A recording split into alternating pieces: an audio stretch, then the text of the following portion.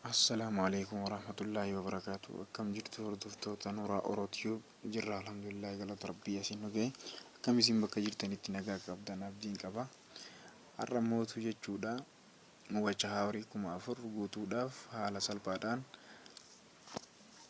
salphaadhaan akkamitti wachaa horii 4,000 guutuu dandeenya isa jedhu yaada wayii qabadhee isin dhufeera jechuudha. Appilikeeshinii tokko wayitii wal isin barsiisa. Appilikeeshinichi kun baay'ee mirtiidha jechuudha. Konneeshiniin keessayyuu baay'ee ispiidiin isaa cimaa ta'e jechuudha.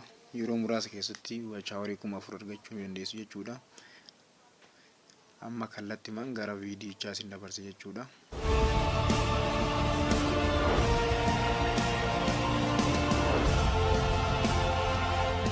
Osoo gara viidiyichaatti hin dabriin dura jechuudha, warreen chaanala kanaaf addis taatan jechuudha.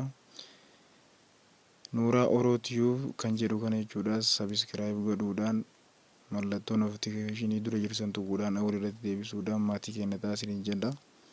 Amma kallattiidhaan gara viidiyichaatti dabarre jechuudha. Viidiyichi appilikeeshinii tokkodha. Appilikeeshiniin kun maltii viyuu birooser jedhama jechuudha. Keessa seennee ilaalla haala isaa hundumaa wajjin. Ishee akkanatti isinii fide jechuudha. Taabii 6 qaba. Taabii 6 kana keessatti viidiyoo sa'a tokko yoo tapsiiftan jechuudha. Sa'a tokko keessatti sa'aatii 6 argachuu ni dandeettan jechuudha. Isa bakka mallattoo tuqaa 3 kana tuqxan jechuudha. As keessa gosoota taabii isinii fide jechuudha. Taabii 1, 2, 3, 4 jedhee kan isinii fiduu danda'a. Isin as keessaa baatan jechuudha. Bakka mallattoo eda'uu kana tuquudhaan lakkoofsa tokko irra tuqxanii maqaa yuutuubii keessaniitti barreessanii jechuudha. youtube.com jettanii irratti barreessanii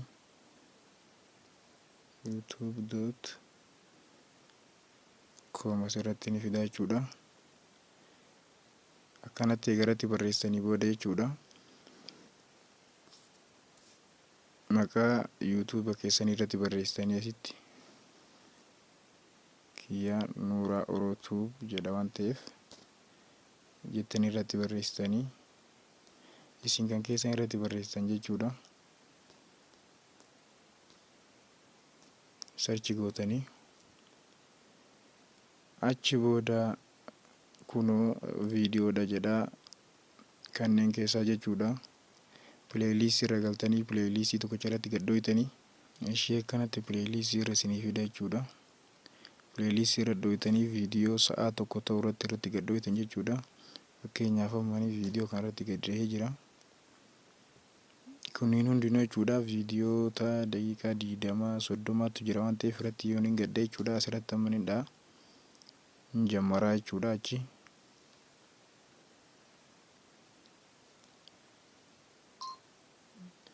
akkanatti isinii jammara jechuudha. Viidiyichi taphachuu ni eegala. Akkanatti jammara jechuudha. Isin immoo akkasiin jedhaniiti as bakka mallattoo pilaasii kana diimaa kanarra tuquudhaan diimaa tuqxan ofumaa zuum godhee duba deebisa. Ammas isa 6 kanarratti banuudhaaf jechuudha. Ammallee mallattoo eda'uu kanarratti deebi'uudhaan lakkoofsa 2 tuqxanii asiin fida irratti barreeffatan jechuudha.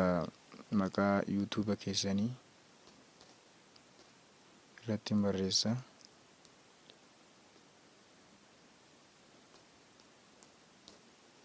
Sarchi gootanii jechuudha. Booda akkasitti yeroo inni isinii fide yuutuuba keessan irratti gadha'uudhaan pileeyiliistii irra deemtanii pileeyiliistiidha ammallee kanuma amma irra dhooytan jechuudha. Akka wal isinii fakkaatuuf irra gadhooytanii viidiyoo kana irratti deebisteetiniin ammas irra goota jechuudha.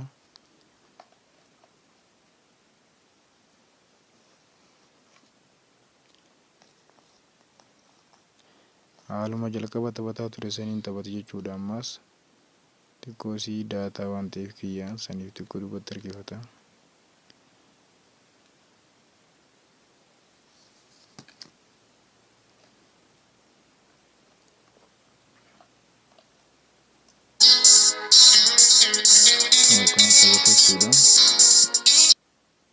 Ammas duuba deebi'uudhaan jechuudha akka yeroon gubneef hundaayyuu irratti galchee isin agarsiisa. gizee tokko jechuudha. Ishee hordoftoota keenyaa amma kunoo jammareera jechuudha. Hundi isaatu wal bira ni taphata jechuudha. Yoo irratti dhi'e kunis ni taphata, kunis ni taphata. Hundumti isaaniitu wal bira taphataa jechuudha jahanuu. Kunoo jahan isaatu irratti dhi'ee hin jedhin ni taphata jechuudha hundinuu. Wal bira ni taphataa jechuudha. Akkaataa ispiidii intarneeta keessaniitti wassana jechuudha. Jahanuu bakka takka ni taphataa jechuudha.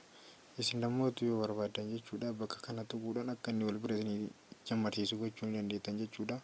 Akkaataa waayifaayiin keessan isinii dalageeniiti jechuudha. Kanaafuu appilikeeshiniin kun akka isinitti tole abdii guddaan qabaa jechuudha. Jahan isaatu bakka tokko wal bira ni taphataa jechuudha. Kunoo lakkoofsuma eda'uudha kana tuquudhaan lakkoofsa kanneen irra deemtanii waan sirreessuu dandeettan jechuudha. Fakkeenyaaf lakkoofsa tokko kan irraa tuqeettaniin akkaataa ispiidii isaa qannasuu yoo barbaade jechuudha. Bakka seetingii kana tuquudhaan kwaalitii isaa jechuudha 300 fayyadu ture 44 irra godhuu ni dandeettan jechuudha. Aannan irra godheera waan ta'eef jechuudha.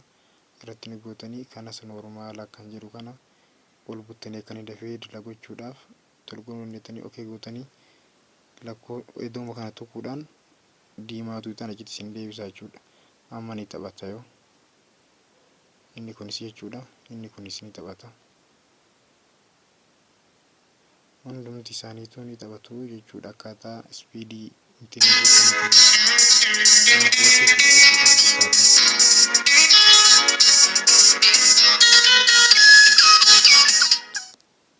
akkanatti taphataa jechuudha. Hundi isaatu jechuudha. Appilikeeshiniin kun akka isinitti tole abdii guddaan qaba jechuudha. Appilikeeshinicha ammoo kan argachuu dandeessan isin agarsiisaa jechuudha. Hundi isaaniitu kun akkasuma taphata jechuudha. Hundi isaaniitu akkanatti taphata akkaataa ispiidii wanni keessaniitiin taphata jechuudha. Intarneeta keessaniitiin appilikeeshinicha ammoo pileesteer irra galuudhaan itti barreessitu bakka sarchii kana dhayitanii jechuudha.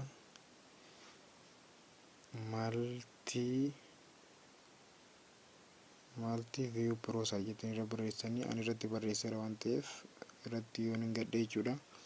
Akkanatti naaf fidaa kiyya oppiin jedhe jechuudha. Waan hin buusee tureef sana immoo instaal isin jedhan instaal gootan jechuudha. Nama 100,000tu daawulood godhe jechuudha. Baay'ee guddaa miti jechuudha. Meeggaabaaytii xiqqoodha. Isa kana buufachuudhaan itti fayyadamuu dandeettan jechuudha. Viidiyoon kun yoo isinii tole jechuudha laayik sheer godhuudhaan jajjabeessaa isiniin jenna. Chaanaala keenyaaf warri haaraa taatanis sabiskiraayib godhuun dagatina. Hanga viidiyoo biraatii walitti deebinutti baay'ee.